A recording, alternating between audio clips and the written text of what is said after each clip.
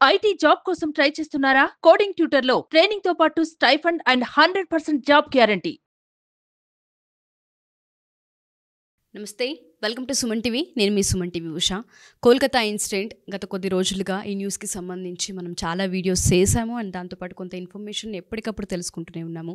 So నిన్నటి వరకు మనం చూసుకుంటే సుప్రీంకోర్టు ట్రయల్స్ కూడా జరుగుతున్న ప్రాసెస్ ఏదైతే ఉందో కొన్ని విషయాలు బయటికి వెలువడ్డాయి. వాటిని వీడియో రూపకంగా రవీంద్రనాథ్ గారు దానికి సంబంధించిన పూర్తి డీటెయిల్ని కూడా అందించడం జరిగింది. అండ్ దాంతోపాటు ప్రస్తుతం మనం అక్కడ చూసుకుంటే ఆర్జికర్ హాస్పిటల్లో వర్క్ చేస్తున్న స్టూడెంట్స్ కావచ్చు, చదువుకుంటున్న స్టూడెంట్స్ కావచ్చు, పరిస్థితి ఏ విధంగా ఉంది, ప్రజెంట్ వాళ్ళ సిచ్యుయేషన్ ఏంటి, వాళ్ళు దేనికోసం ఇంకా ఫైట్ చేస్తూ ఉన్నారు అండ్ వాళ్ళని ఏం ప్రశ్నిస్తూ ఉన్నారన్న వాటిపైన ఇంకొంత సమాచారం మనకి గ్యాదర్ అయిన దాంతోపాటు సుప్రీంకోర్టు ట్రయల్స్ ఇవాళ కూడా కొనసాగుతూ ఉన్నాయి. కాబట్టి అసలు ఏ ఏ విషయాలు బయటికి వెలువడ్డాయి, సిబిఐ ఎంక్వైరీ ఏ విధంగా కొనసాగుతూ ఉందన్న వాటిపైన రవీంద్రనాథ్ గారు మనతో ఉన్నారు. ఆయన అడిగి తెలుసుకుందాం. నమస్తే రవీంద్రనాథ్ గారు. కోల్కతా ఇన్సిడెంట్కి సంబంధించి నెల రోజుల పైన అయిపోయింది రవీంద్రనాథ్ గారు. మనం చాలా విషయాలు మాట్లాడామండి. ఒక ఆడపిల్లకి 14 చోట్ల ఇంజూరీస్ అయింది అంటే చిన్న విషయం కాదు. అది మాట్లాడుకోవడానికి కూడా కొన్నిసార్లు భయానికాన్ని కలగజేస్తుందనే చెప్పాలి. ప్రతి ఆడపిల్ల కూడా ఇవాళ బయటకు వచ్చి పోరాడుతుంది, అరుస్తుంది, కామెంట్ రూపాల్లో కామెంట్ చేస్తుంది అంటే రేపటి రోజున నాకు రాదని గ్యారంటీ ఏంటి అన్న సిచ్యుయేషన్ని ఆ ఇన్సిడెంట్ కల్పించేసింది. బట్ ప్రతి ఒక్కరు అదే ఇన్సిడెంట్ నుంచి ఏం కోరుకుంటున్నారంటే ఒక జస్టిస్ అనేది ఇంకెవరైనా ఇలాంటిది చేయడానికి భయపడాలి. ప్రతి ఆడపిల్ల, మెడికల్ స్టూడెంట్ కావచ్చు, ఇంజనీరింగ్ స్టూడెంట్, ఏ స్టూడెంట్ అయినా గడప దాటి బయటికి వెళ్ళిందంటే సెక్యూరిటీ ఏంటి, లా ఏం చెప్తుంది, ఎటువంటి జస్టిస్ని ఇస్తుందన్న దానిపైన యావత్ ప్రపంచం ఎదురు చూస్తుంది. అసలు ట్రయల్స్ ఏ విధంగా కొనసాగుతున్నాయి అండ్ అక్కడ స్టూడెంట్స్ ఎటువంటి ధర్నాన్ని ఇంకా కొనసాగిస్తూ ఉన్నారు. ఆగస్ట్ 8న ఈ దుర్ఘటన జరిగింది. కరెక్ట్గా నిన్న సెప్టెంబర్ 8కి 1 మంత్ కంప్లీట్ అవ్వడం, సెప్టెంబర్ 9th ఒక డేట్ ప్రకారం నేను సుప్రీంకోర్టులో ట్రయల్స్ కూడా చేయడం జరిగింది. అయితే ఈ 30 రోజుల పాటు అనేక రకాలైన పరిణామాలు మనం చూసాం. ముఖ్యంగా హెల్త్ వర్కర్స్, డాక్టర్స్ అయితే పూర్తిగా జస్టిస్ కోసం చెప్పి తమ డ్యూటీస్ వృత్తిని కూడా పక్కన పెట్టేశారు. వృత్తిని టోటల్గా పక్కన పెట్టి కంప్లీట్గా రోడ్ల మీదకి వచ్చి వాళ్ళు రాస్తారోకోలు, ధర్నాలు, హర్తాలు, రకరకాల రూపకంగా శాంతియుతంగా చేస్తున్న ధర్నాలు అయితే మనం చూస్తున్నాం. దీనికి సంబంధించి నిన్న సుప్రీంకోర్టులో జరిగిన ట్రయల్స్ మొత్తాన్ని మనం పరిశీలిస్తే 4 రకాలుగా మనం దాన్ని విభజించి చెప్పాం. అందులో మొదటిది ఏంటంటే సంఘటన జరిగేటువంటి సంబంధించి సిబిఐకి కొన్ని గైడ్లైన్స్ ఇవ్వడం జరిగింది. Number 2, at the same time ప్రభుత్వం తరపున వాదిస్తున్నటువంటి కపిల్ సిబాల్ గారికి కూడా ఒక ఇన్ఫర్మేషన్ చెప్పడం జరిగింది, ఎలాంటి ప్రికాషన్స్ తీసుకోవాలని చెప్పడం జరిగింది. మూడవది, ఎవరైతే సమ్మె చేస్తున్నటువంటి రాస్తారోకోలు, ధర్నాలు, హర్తాలు ఎవరైతే చేస్తున్నారో వారికి సంబంధించి కూడా ఒక సూచన చేయడం జరిగింది. నాలుగవది CISF, central industrial reserve police, security force, వీళ్ళకి సంబంధించి కూడా, అంటే వీళ్ళు కూడా మా భద్రతా దళాల కిందకు వస్తారు. ముఖ్యంగా ఈ ప్రభుత్వ ఆసుపత్రులు ఇట్లాంటి దగ్గర వీళ్ళు ఎక్కువగా ఆ సెక్యూరిటీ వింగ్ వాళ్ళే ఉంటారు. సో వాళ్ళకి సరైనటువంటి సదుపాయాలు ఇవ్వట్లేదనే విషయం మీద వాళ్ళ నుంచి ఒక కంప్లైంట్. ఈ 4 భాగాలుగా వాళ్ళు చేయడం జరిగింది. దీనికి సంబంధించినటువంటి మొత్తం ట్రయల్స్ ఈ రకంగా మనకు తెలిసింది. అయితే ఇందులో 3వ పాయింట్ అయినటువంటి ఈ ఎవరైతే రాస్తారోకులు, ధర్నాలు చేస్తున్నారో వీరికి సూచిస్తూ ఒక విషయం చెప్పడం జరిగింది. మెత్తగా మందలిస్తూ కొద్దిగా గట్టిగా చెప్పినట్టుగా చెప్పారు. ఏదైతే ఈ జూనియర్ డాక్టర్లందరూ కూడా రాస్తారోకోలు, ధర్నాలు ఏవైతే చేస్తున్నారో ఇది మీరు చేయాల్సిన వృత్తిది కాదు, జరగాల్సిన విషయం మీద మేము కోర్టులు ఉన్నాయి, న్యాయస్థానాలు ఉన్నాయి, మేము దానికి సంబంధించి మేము చూస్తాం. మీరు ఇమీడియట్గా మీ విధుల్లోకి జాయిన్ అవ్వండి. సాయంత్రం 5 గంటల్లోగా మీ సమ్మెలన్నీ విరిపించేసి ఈవినింగ్ 5 o'clockలోగా మీరు వెళ్ళి మీ డ్యూటీస్లో జాయిన్ అవ్వమని చెప్పి క్లియర్గా చేశారు. ఎవరైతే జాయిన్ అవుతారో డ్యూటీస్లో వాళ్ళ మీద ఎటువంటి కేసులు ఉండవని, ఇంకా జాయిన్ కాకుండా మేము ఇంకా చేస్తాం అనుకుంటే మాత్రం డెఫినెట్గా మీ మీద కొన్ని చట్టపరమైన చర్యలు కూడా ఉండే అవకాశం ఉంటుందని చెప్పి మందలించినట్టుగా చెప్పినట్టుగా ఒక హెచ్చరిక అయితే సుప్రీంకోర్టు నుంచి జారీ చేయడం జరిగింది నిన్న. ముఖ్యంగా ఈ రాస్తారోకోలు, ధర్నాలు చేస్తున్నటువంటి జూనియర్ డాక్టర్ సంబంధించి. అయితే ఈ విషయాన్ని బయటకు వచ్చినటువంటి ఎవరైతే విన్నటువంటి బయట నిరసనకారులు, హర్తాలు చేస్తున్న వాళ్ళు మాత్రం సుప్రీంకోర్టు ఇచ్చిన తీర్పు మీద కొంత మాత్రం డిఫైన్ చేస్తున్నారు. వాళ్ళు ఇది కరెక్ట్ కాదు, ఎందుకంటే మాకు జస్టిస్ రావాలి, 30 రోజులైంది కానీ మమ్మల్ని డ్యూటీల్లోకి చెప్పడం కరెక్ట్ కాదు, మా ధర్నాలు, రాస్తారోకులు, నిరసన తెలపడం మా యొక్క ప్రాథమిక హక్కు.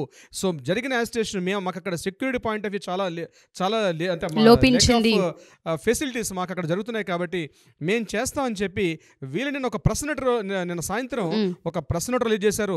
దానికి తగ్గట్టుగానే ఈరోజు మధ్యాహ్నం అక్కడ స్వస్థ భవన్ అని చెప్పి ఏదైతే వెస్ట్ బెంగాల్లో హెల్త్ డిపార్ట్మెంట్కి సంబంధించిన స్వస్థ భవన్ దగ్గర చాలామంది, వేలాది మంది గుమ్ముగూడి ఈరోజు అక్కడ ప్రొటెస్ట్ చేయడం కూడా జరిగింది. దీనికి సంబంధించి మమతా బెనర్జీ గవర్నమెంట్ కూడా తను కూడా మమతా బెనర్జీ గారు కూడా ఒక నోట్ రిలీజ్ చేశారు, ఆవిడ ప్రెస్ నోట్ కూడా రిలీజ్ చేశారు మమతా బెనర్జీ గారు. తను కూడా చెప్పింది ఏంటంటే మీరు ఇమీడియట్గా మీ విధుల్లో జాయిన్ అవ్వండి, ఎందుకంటే మీ డ్యూటీ చేయాల్సింది మీరు హాస్పిటల్లో వైద్య సేవలు అందించడం, మీరు ధర్నాలు చేయడం కాదు, అది సుప్రీంకోర్టు చూసుకుంటుంది, మేము కూడా మీకు మద్దతు ఇస్తాం, మేము మీకు శాంతియుతంగా చేస్తున్నారు, ఒప్పుకుంటాం మిమ్మల్ని, వీలైతే మీ నిరసనకారుల నుంచి ఎవరైనా ఒక 3-4 రండి, రిప్రజెంటేషన్తో రండి, మనం కూర్చొని చర్చలు జరుపుదామని చెప్పి ఆఫ్టర్ 30 days తర్వాత సుప్రీంకోర్టు ఇచ్చిన అజిటేషన్ తర్వాత ఈ విషయం మమతా బెనర్జీ గారు ముందే చేస్తుంటే బాగుండేది, కానీ చేయకుండా ఈరోజు అట్లీస్ట్ ఒక 3 members మీరు ముందుకు రాగలిగితే మేము ఒక కమిటీ వేసుకుంటూ మనం చర్చిద్దాం, మీ యొక్క సమస్యలు కానీ ఏదైనా సరే మనం చేద్దామని చెప్పి మమతా బెనర్జీ గారు ఈరోజు ఇనిషియేటివ్ తీసుకున్నారు, ఒక స్టెప్ ముందుకు వచ్చారు దీనికి సంబంధించి. అయినప్పటికీ కూడా వాళ్ళు మేము ఈరోజు ఈవినింగ్ 5 o'clock మేము జాయిన్ అయ్యాము, మేము మాత్రం నిరసన చేస్తాం, మేము యథావిధిగా మా యొక్క ఏదైతే ఉందో మా యొక్క డిమాండ్స్ 3 డిమాండ్స్ వాళ్ళు చెప్తున్నారు. నెంబర్ 1 విక్టిమ్స్కి విక్టిమ్ ఎవరైతే ఉన్నారో ఆమెకి న్యాయం జరగాలి. నెంబర్ 2 ఎవరైతే నిందితుడు ఉన్నాడో నిందితుడు ఇమీడియట్గా శిక్ష అనేది ఇమీడియట్గా జరగాలి. మూడవది మమతా బెనర్జీ రాజీనామా చేయాలి. Not only Mamata Banerjee, CP రాజీనామా చేయాలి. ఎవరైతే డిఎం ఈ health department heads of department ఎవరైతే ఉంటారో వాళ్ళు కూడా రాజీనామా చేయాలని ఒకే ఒక కారణాలతోటి ఈ 3 డిమాండ్స్తో మేము ఉన్నాం. కాబట్టి ఈ 3 డిమాండ్స్ మాకు నెరవేరలేదు కాబట్టి మా నిరసనలు ఇట్లనే మేము చేస్తామని చెప్పి ఈరోజు వాళ్ళు ఎక్కడంటే బల్గేరియా నుంచి శ్యామ్ బజారు, లాల్ బజార్లో పోలీస్ హెడ్ క్వార్టర్స్ ఉన్న place exactly Lal Bazar central ఉంటుంది, అంటే ఇది సెంట్రల్ కోల్కతాలో ఉంటుంది. అక్కడ వీళ్ళందరూ కలిసి ప్రొటెస్ట్ చేస్తున్నారు, ధర్నాలు. Total health workers, medicos, non medical staff, teaching staff, medico teaching staff అందరూ కూడా వచ్చి ప్రొటెస్ట్ చేయడం అన్నది నిజంగా ఈరోజు వెస్ట్ బెంగాల్లో మాత్రం వాతావరణం చూస్తుంటే డెఫినెట్గా మాత్రం కొంత అలజడిగా ఉన్నట్టుంది. నిన్న సుప్రీంకోర్టు తీర్పును కూడా వాళ్ళు ధిక్కరించే విధంగా కనిపిస్తున్నారు. ఈరోజు ఈవినింగ్ 5 o'clock తర్వాత నిజంగా వాళ్ళు జాయిన్ అవుతారా ఏమిటి అన్నది మనకు రేపటి వచ్చే రిలీజ్ న్యూస్ అయితే మనకు తెలిసే అవకాశం ఉంటుంది. ఉష గారు, సో ఏదేమైనా మీరు అన్నట్టుగానే సుప్రీంకోర్టు సుమోటుగా తీసుకున్న తర్వాత యావత్ ప్రపంచం కూడా చాలా ఒక రకంగా రిలీఫ్ పొందింది. ఎందుకు అంటే న్యాయం ఖచ్చితంగా వస్తుంది, జస్టిస్ జరుగుతుందనే నమ్మకంతో ఇప్పటిదాకా ఎదురు చూస్తూ ఉన్నాం. ఏదైతే జస్టిస్ కావాలని కోరుకుంటూ ఉన్నారో ప్రొటెస్టర్స్ ఎవరైతే ఉన్నారో అక్కడ 3 పైన వాళ్ళు గట్టిగా కూర్చున్నారు, సంకల్పించుకున్నారని మీరు చెప్తూ ఉన్నారు. మమతా బెనర్జీ గారు రిజైన్ కావచ్చు, లేదు అంటే మెడికోకి సంబంధించిన ఎవరైతే హెడ్స్ ఉంటారో హెల్త్ డిపార్ట్మెంట్ వాళ్ళకి సంబంధించిన రాజీనామాలు కావచ్చు, అండ్ దాంతోపాటు ఎవరైతే అసలు ఈ ఇన్సిడెంట్కి సంబంధించి ఎవరైతే పాల్పడ్డారో వాళ్ళకి శిక్ష ఏదైతే పడాలని కోరుకుంటున్నారో దానికి సంబంధించి కావచ్చు, వీటన్నింటికి సంబంధించి అందరితో పాటు మనం కూడా దాని గురించే ఎదురు చూస్తూ ఉన్నాము. అంటే త్వరితగతిన రావాలని ప్రతి ఒక్కళ్ళు అడుగుతూ ఉన్నాము. అసలు ఇంకా ఎంత టైం పట్టే అవకాశం, అంటే ట్రయల్స్ కంటిన్యూస్గా జరుగుతూ ఉన్నాయి. మీరు హైకోర్టు అడ్వకేట్ కాబట్టి అడుగుతున్నాను, కొంత ఇన్ఫర్మేషన్ మీ దాకా వస్తూ ఉంటుంది, అడ్వకేట్స్ మీరు మాట్లాడుకుంటూ ఉంటారు, మీకు తెలుసు కోర్ట్స్ ఏ విధంగా ఉంటాయి అనేది. ఒకసారి దాని గురించి ఇన్ఫర్మేషన్ ఏదైనా ఇచ్చే అవకాశం ఉందా రవీంద్రనాథ్? బేసిక్గా చెప్పాలంటే ఉష గారు, ఇక్కడ సంఘటన August 8th ఎర్లీ మార్నింగ్ జరిగింది 9 o'clock. ఇక్కడ ఏం జరిగింది, ట్రైనీ డాక్టర్ డ్యూటీలో ఉన్నటువంటి ట్రైనీ డాక్టర్ ఆవిడ మార్నింగ్ 4 o'clock ఆ టైంలో తను అక్కడ పడుకున్నటువంటి సమయంలో ఒక నిందితుడు వెళ్ళాడు, ఆమె మీద అత్యాఘాయిత్యం చేశాడు. ఇది యాక్చువల్ సంఘటన. ఇక్కడ ఆ ఒక్క సంఘటన జరగలేదండి. ఆ కాలేజీ ప్రిన్సిపాల్ గారు ఉన్నటువంటి ఆయన మీద ఆర్థిక అవకతవకలు ఉన్నాయి, ఆయన అక్రమాస్తులు ఉన్నాయి, చాలా ఉన్నాయి. ఇందులో ఇది ఎక్కడో బయట ఎక్కడో జరిగింది అనుకోండి, ఎవరు అన్నోన్ పర్సన్ చేశారనుకోండి, ఫర్ ఎగ్జాంపుల్ చెప్తున్నాను. ఇప్పుడు కొన్ని విషయాలు సంఘటనలు జరిగాయి. ఇప్పుడు ఇంతకుముందు మనకు జరిగిన సంఘటనలు కూడా కలకటాలో ఒక పబ్లో ఒక అమ్మాయి ఇట్లానే వెళ్ళి బయటకు వస్తుంటే 4 రోడ్డు మీద రేప్ చేసి చంపేస్తే ఇమీడియట్గా అట్లాంటి యాక్షన్ తీసుకోవచ్చు.